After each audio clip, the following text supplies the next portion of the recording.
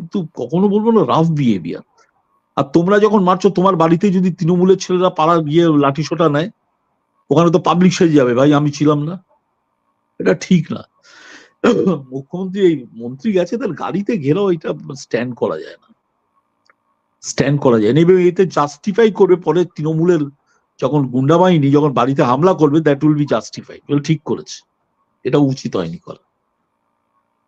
তাহলে অরুণাবদ, আপনি কি কোথাও বলছেন যে যাদবপুরের একটা এইরকম মনোভাব রয়েছে যে এখানে শুধুমাত্র বাম এবং বাম মনোভাবাপন্ন রাজনীতিরই চাষ চলবে, তার বাইরে আর কোনো রাজনীতির অনুপ্রবেশ আমরা ঘটতে দেব না? হতে পারে, হতে পারে, মনোভাবের জায়গা হতে থেকে পারে, ঘটছে। হতে পারে, হতে পারে, কিন্তু এদের দেখবে পাড়ায় কেউ কিছু করে না, পাড়ার লোকের সঙ্গে মেশে না।